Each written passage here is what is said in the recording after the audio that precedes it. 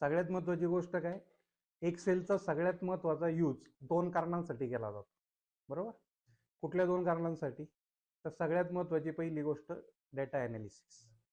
कुठल्याही प्रकारचा डेटा असेल त्या डेटाला जर ॲनालिसिस करायचं असेल आपल्याला तर एक्सेलचा उपयोग केला जातो. त्याच्यानंतर दुसरी महत्वाची गोष्ट कॅल्क्युलेशन. कॅल्क्युलेशनसाठी फॉर्म्युलेज वापरले जातात आणि ते फॉर्म्युले ॲटोमेशनवरती काम करतात. आता फॉर्म्युला ॲटोमेशन म्हणजे काय, तर जर आपण एकदा का फॉर्म्युला सेट केला तर तुमच्या सोर्समध्ये चेंज केला की तुमचं आउटपुट ऑटोमॅटिकली अपडेट होतं. त्यामुळे ऑफिशियली काम करताना एक्सेल खूप मोठ्या प्रमाणात वापरलं जातं. ठीक आहे. आता मेन उपयोग जो आहे आपला, कस्टमायझेशन कसं करायचं, आपली फाईल कशी तयार करायची, फॉन्ट कस्टमाइज वगैरे या गोष्टी, चार्ट वगैरे सगळं इरामध्ये दिलेलं आहे आणि त्याच्यानुसार सगळे आपल्या इराच्या असाइनमेंट्स पण आहे छोट्या छोट्या. बरोबर? त्यामुळे तो पार्ट तुमचा तिकडे कम्प्लीट होईलच. पण आपण फोकसली काम करणारे फंक्शनवरती, कारण एक्सेलमध्ये ज्याला चांगले फंक्शन्स वापरता येतात त्याचं रिपोर्टिंग, त्याचं ॲनालिसिस एकदम स्मार्ट पद्धतीने होऊ शकतं.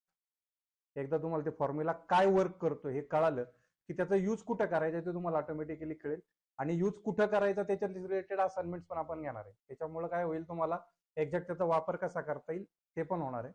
तर हे जे फंक्शन्स आहेत किंवा हे जे फॉर्म्युलेज आहेत ते असे कॅटेगरी वाईज आहेत आणि आपण असाइनमेंट बनवताना पण सेम त्याच पद्धतीने बनवलेत. पहा आता इथं फॉर एक्झाम्पल टेक्स्ट फंक्शन आहे, नंतर date function, time function, logical function, math function, financial function, त्याच्यानंतर लुकअप फंक्शन्स, त्याच्यानंतर वेगवेगळ्या प्रकारच्या सिनेरिओ बेस्ड असाइनमेंट, अशा आपल्याकडं वेगवेगळ्या प्रकारच्या असाइनमेंट्स आहेत. तिथे एक्झाम्पल आहे, त्याच्यानुसार या पद्धतीचा डेटा असेल तर कसं करायचं वगैरे या पद्धतीने आपण ते सगळं कंप्लीट करणार.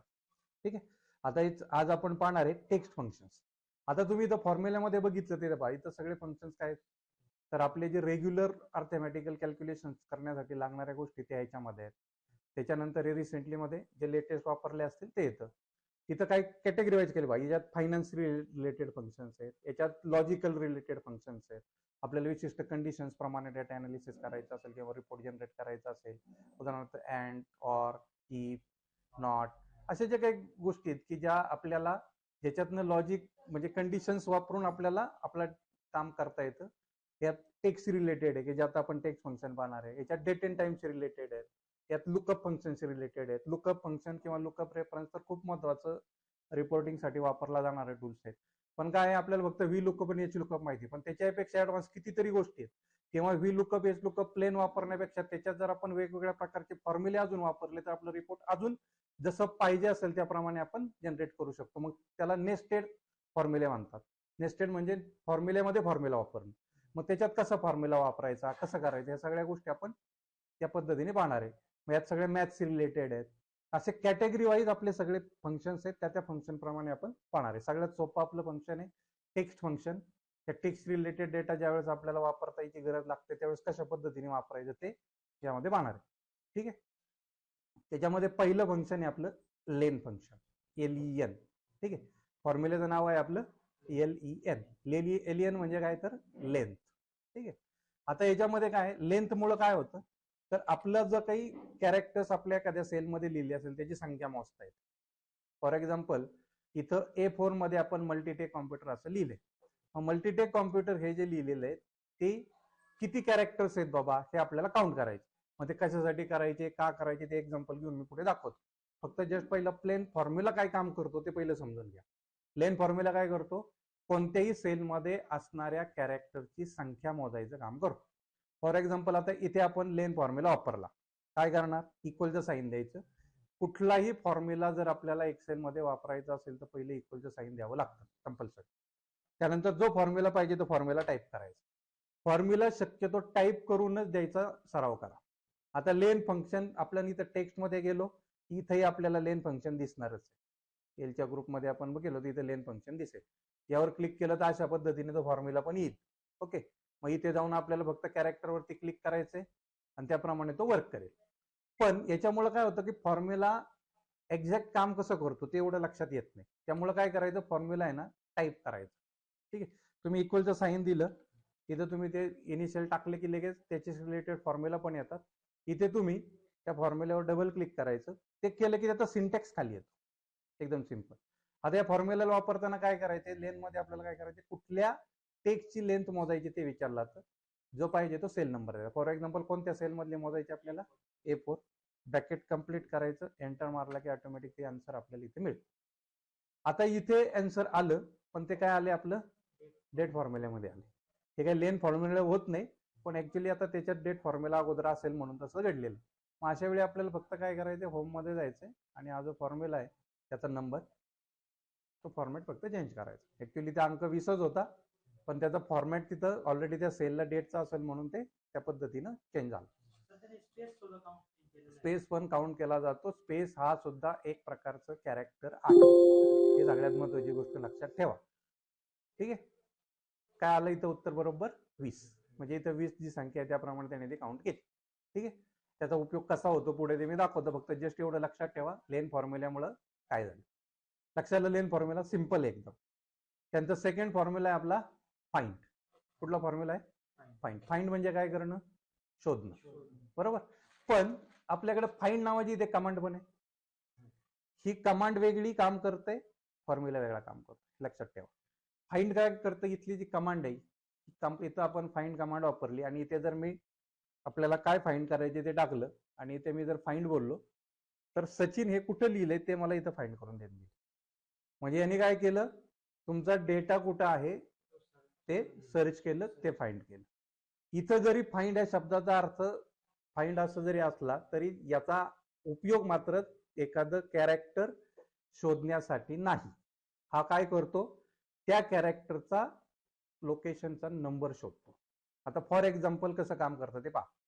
आता इथे मी खाली फॉर्म्युला घेतो किंवा इथेच घेतो, सिंपल इक्वल काय फॉर्म्युला वापरणार मी, फाइंड. ठीक आहे, फाइंड मध्ये गेलं की आता सिंटॅक्स आला खाली बा, त्या खाली याला सिंटॅक्स म्हणतो. काय शोधायचंय आपल्याला तो विचार, आणि जे बोल्ड लेटर मध्ये ना ते आपल्याला द्यायचं असतं. आता त्यांनी काय विचारलं मला, फाइंड टेक्स्ट. ठीक आहे, आता या फाइंड टेक्स्ट मध्ये काय करायचंय, डबल इन्व्हर्टेड कॉमा मध्ये. एक लक्षात ठेवायचं, तुम्हाला टेक्स्ट जर फॉर्म्युल्यात वापरायचं असेल तर डबल कोट मध्ये द्यायचं, सिंगल कोट मध्ये नाही.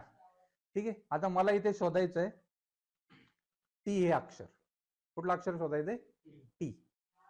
त्यानंतर कॉमा. त्याने काय विचारलं, विदिन टेक्स्ट. म्हणजे हे जे तुम्हाला शोधायचंय कॅरेक्टर ते एक्झॅक्ट कोणत्या टेक्स्ट मध्ये, त्या टेक्स्टचा सेल नंबर द्यायचा. ठीक आहे, A7. त्याच्यानंतर इथं स्टार्ट नंबर म्हणून आहे. ओके, आता मी स्टार्ट नंबर न देता ब्रॅकेट कंप्लीट केला. ठीक आहे, आणि एंटर मारला तर उत्तर काय आलं मला इथे 7. आता हे 7 काय आहे, तर हा जो टी आहे. ओके, हे बा 1 2 3 4 5 6 आणि 7, बरोबर. आता हे जे 7 आहे, या 7 टी मुद्दाम मी एवढ्यासाठी घेतला होता, कॅपिटल टी पण आहे त्याच्यात आणि स्मॉल टी पण आहे बा. हॅलो, आहे.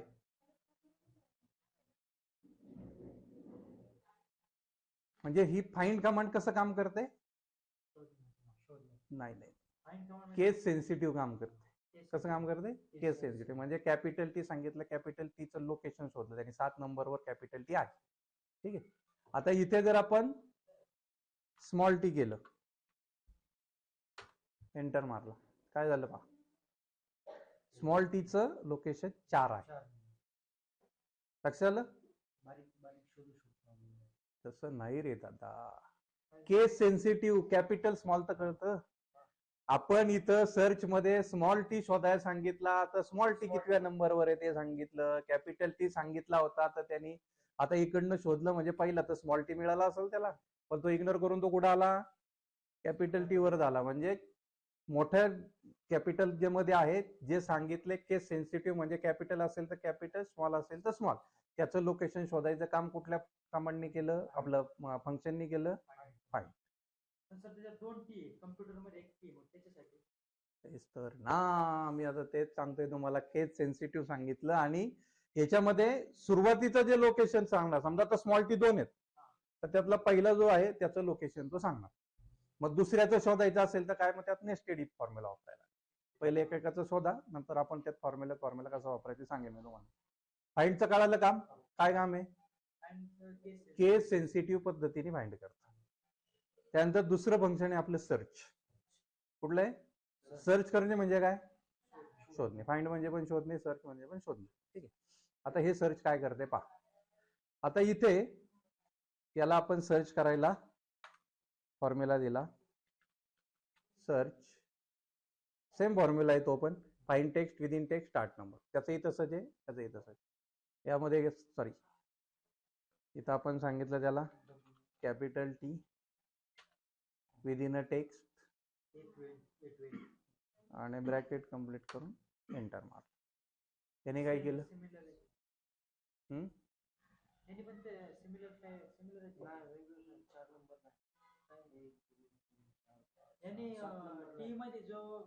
हा केस सेन्सिटिव्ह पद्धतीने काम करत नाही. तुम्ही कॅपिटल द्या नाही तर स्मॉल द्या. ज्याला जे कॅरेक्टर सांगितले कॅरेक्टर कॅपिटल द्या नाही तर स्मॉल, जे आहे पहिलं तो देणार. ठीक आहे. लक्षात झालं दोघांमधला डिफरन्स. त्याच्यानंतर पुढचं फंक्शन आहे आपलं लेफ्ट. कुठलं आहे? लेफ्ट. आता लेफ्ट म्हणजे काय? डावी बाजू. ठीक आहे. आता आपल्याला अशा पद्धतीने डेटा दिलाय आणि ह्या डेटामधून असं सांगण्यात आलं की डावीकडची 4 अक्षर फक्त आपल्याला घ्यायची. ठीक आहे. त्यासाठी इथं फॉर्म्युला काय वापरणार आपण? लेफ्ट. त्यानंतर कुठलं टेक्स्ट? तर हे टेक्स्ट आणि त्याच्या पुढे आपल्याला नंबर ऑफ कॅरेक्टर द्यायचे. किती अक्षर पाहिजे तुम्हाला त्यातली? समजा तुम्ही त्याला बोललात 5, ब्रॅकेट कंप्लीट करून एंटर मारला, उत्तर बरोबर आलं म्हणजे. ठीक आहे. तुम्ही इथलं चेंज केलं त्याप्रमाणे इथं येईल. आता याचा उपयोग कसा आहे ते पुढे आपण पाहू. त्यानंतर आहे राईट. सेम तसंच आहे पण उजव्या बाजूची अक्षर घेतली जातात. इथं आपण फॉर्म्युला वापरला राईट. कुठल्या टेक्स्ट मधलं पाहिजे आणि किती अक्षर पाहिजेत. ठीक आहे. आता इथे जर मी बोललो 5 तर राईट साईडचीच 5 अक्षरे घेईल. ठीक आहे. आता इथे वा इथं 4च दिसत आहेत, मग 5 कशी इथं येईल? तर याच्यानंतर इथं स्पेस वगैरे दिलेला असतो. स्पेस बरोबर. हा स्पेस मी काढून टाकला, एंटर मारले का अक्षर त्याच्यामध्ये ऑटोमॅटिक ऍड होईल. कॅरेक्टर मधला स्पेस सुद्धा काउंट केला जातो, ही गोष्ट लक्षात ठेवा. समजले फॉर्म्युले? लेन, फाइंड, सर्च, लेफ्ट आणि राईट. आता याचा प्रत्यक्ष वापर कसा होतोय पहा. आता इथं तुम्हाला काही नावं दिलेली. ओके. या नावांमधलं फर्स्ट नेम इथं पाहिजे, लास्ट नेम इथं पाहिजे. कसं करणार? आणि एक फॉर्म्युला वापरला, खाली ट्रॅक केले की ऑटोमॅटिकली बाकीच्यांचं पण आलं पाहिजे.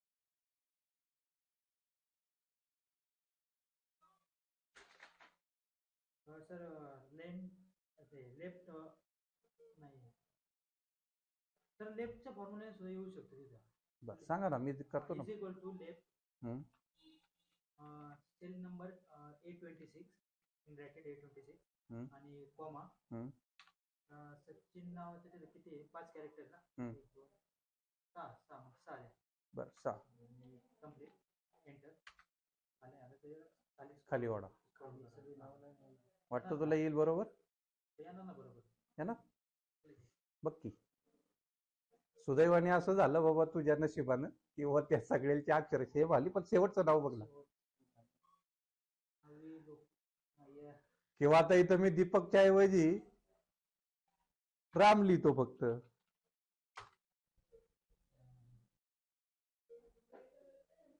म्हणजे काय करायला लागेल आपल्याला एक्झॅक्ट याच्यात ही गोष्ट करायला लागेल की आता ह्याचं नाव आणि आडनाव, याच्यामध्ये नावात आणि आडनावात डिफरन्स सांगण्यासाठी कुठलं कॅरेक्टर आहे?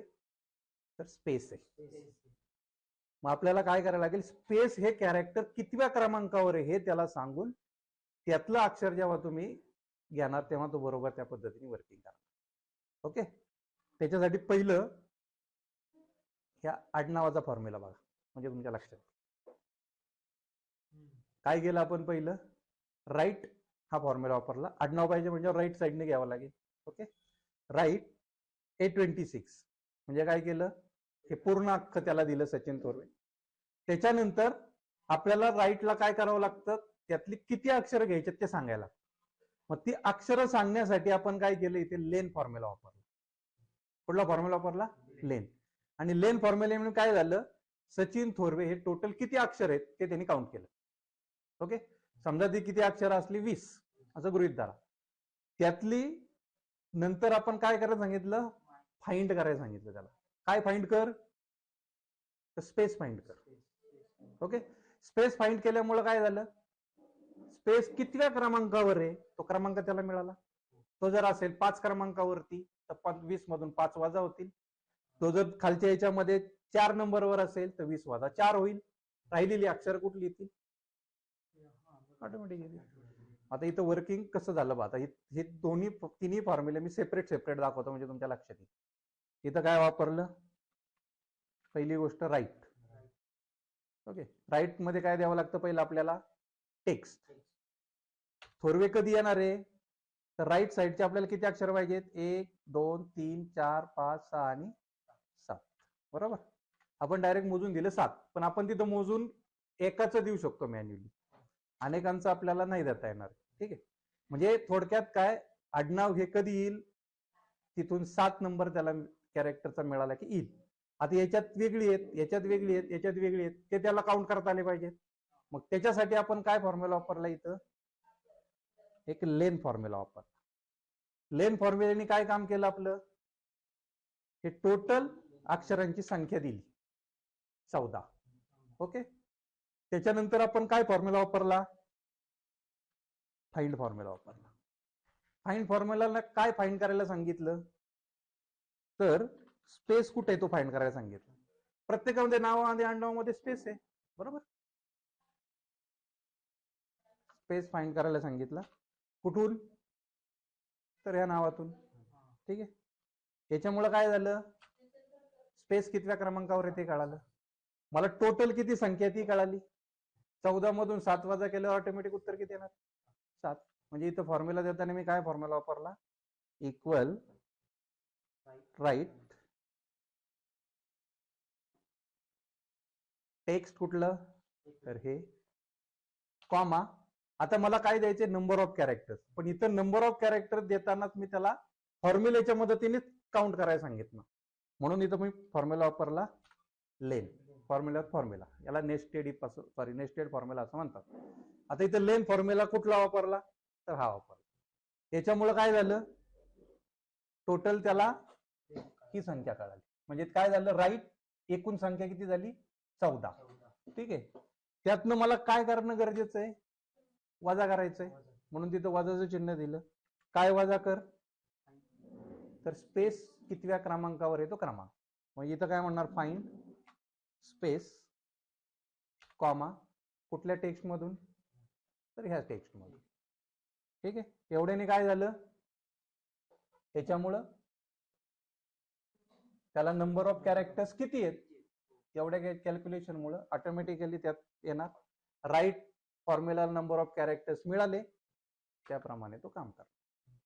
आता हेच मी खाली ओढलं, माझा फॉर्म्युला त्या पद्धतीने काम करेल.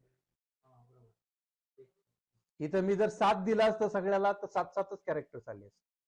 बरोबर, आता सेम. आता इथं तुम्हाला काय करायचंय, ते तुम्ही करायचं. आता राईट करायचं का लेफ्ट करायचं, वजा करायचं का अधिक करायचं, ते तुम्ही शोधा. आपला हेतू काय, हे खाली ओढलं की सचिन नंतर राम नंतर सोनू नंतर आवी एवढं झालं पाहिजे. की पुढे जी कॅरेक्टर्स येतात ती येता कामा नाही. ठीक आहे, लक्ष झालं. सेम तसंच फॉर्म्युला आहे मिड. मिडने काय होतं, मधले अक्षर काउंट करून येतात. इथे मिड मध्ये जायचंय, टेक्स्ट कुठलं आहे ते द्यायचंय, कितव्या क्रमांकापासून चालू करायचे ते सांगायचं, आणि तिथून पुढे किती अक्षर पाहिजे ते सांगायचं. आता मी 3 क्रमांकापासून चालू करायला सांगितले 5 क्रमांकापर्यंत. ठीक आहे, जसं पाहिजे असेल ते. स्पेस पण काउंट झाला बा त्यात. ओके, लक्ष झालंय. मिड सिंपल फॉर्म्युला आहे, त्याची पण आपल्याला कधी कधी नेक्स्ट स्टेप मध्ये गरज लागते. त्यानंतर हे लोअर. लोअर म्हणजे लोअर केस.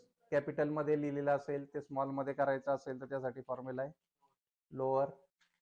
लोअर मध्ये गेलं कुठलेही कॅरेक्टर द्या, एंटर मारा, स्मॉल मध्ये होईल. त्यानंतर आहे प्रॉपर. प्रॉपर म्हणजे प्रत्येक शब्दाचं पहिलं अक्षर कॅपिटल.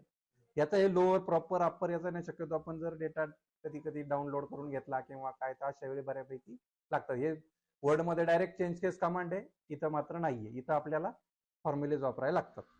इथं काय म्हणणार आपण, फक्त प्रॉपर. कुठल्या कॅरेक्टरला प्रॉपर करायचे ते देऊन एंटर मारला की ऑटोमॅटिक ते लगेच प्रॉपर फॉर्मॅट मध्ये येणार. सेम आहे अप्पर. अप्पर म्हणजे कॅपिटल, UPPR टाईप करा. कुठलं टेक्स्ट सांगितलं ते स्मॉल मध्ये बा, एंटर मारला ऑटोमॅटिक कॅपिटल. लक्षात आहे. त्यानंतर आहे रिपीट, REPT. समजा इथे मला स्टार द्यायचा असेल एखादा, म्हणजे ते एकच तेच कॅरेक्टर परत परत रिपीट करायचं असेल तर फॉर्म्युला कुठला वापरणार आपण, रिपीट. ठीक आहे. इथं पाहिजे हे कॅरेक्टर घेतलंय मी, सिंपल आहे एकदम. इथं या इक्वल REPT.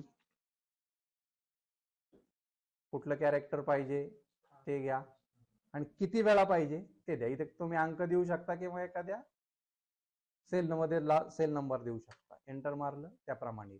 इथं मी 5 लिहिलं, 5 स्टार. आता हे स्टार कॅरेक्टर्स कसं आलं इथं, टाईप केलं. किंवा आपल्याला वाटलं याच्यामध्ये पाहिजे असेल एखादं स्माइली टाईप तर विंडोज डॉट वापरायचं, हे पण येतं इथं. ठीक आहे. यातनं आपल्याला जे पाहिजे असेल ते आपण कॅरेक्टर घेऊ शकतो. समजा मला वाटलं हे कॅरेक्टर पाहिजे, एंटर मारला, तिथे कॅरेक्टर तिथे येणार. ओके. याला तुम्ही हे करू शकता. याला क्लिक केलं, इथे आलात, त्याला तुम्ही कलर पण चेंज करू शकता. किती नंबर पाहिजे ते इथं घ्या. फॉर्म्युला सरळ इथं वापरला. रिपीट, त्या कॅरेक्टरवर क्लिक करा, कॉमा, किती कॅरेक्टर्स पाहिजे ते देऊन एंटर मारा. एवढ्या वेळात येईल. याला पण कलर चेंज करायला तुम्ही इथे जाऊन कलर चेंज करू शकता. लक्षात आहे. समजलं. लक्षात आले फॉर्म्युले. अशा पद्धतीने तुम्ही टेक्स्ट फॉर्म्युले वापरू शकता. याच्यापेक्षा अजून ऍडव्हान्स फॉर्म्युले आहेत, पण जस्ट आज तुमचा पहिला दिवस होता म्हणून तुम्हाला एकदम सिंपल फॉर्म्युले देतो. नंतर उद्यापासून मी तुम्हाला पुढच्या गोष्टी त्याप्रमाणे एक्सप्लेन करेन. ठीक आहे. कोणता, रिपीट, REPT. B61 आहे का हे आलं, हा नंबर आहे इथं. B61 च्या ऐवजी मी 5 पण म्हणू शकतो, पण B61 दिल्यामुळे बेनिफिट काय आहे, म्हणजे सेल नंबर दिल्यामुळं इथं मी 4 केलं तर ते 4 होतील, इथं मी 10 केलं तर 10 होतील. आणि फॉर्म्युल्यामध्ये जर तुम्ही नंबर दिला तर तुम्ही तेवढेच राहणार, ते फॉर्म्युल्यातच जाऊन एडिट करायला लागणार. म्हणून शक्यतो फॉर्म्युलाला देताना सेल नंबरच द्यायचा, म्हणजे आपण डेटा चेंज केला, सोर्स डेटा, तुमचं टार्गेट ऑटोमॅटिकली चेंज होतं. लक्षात आहे.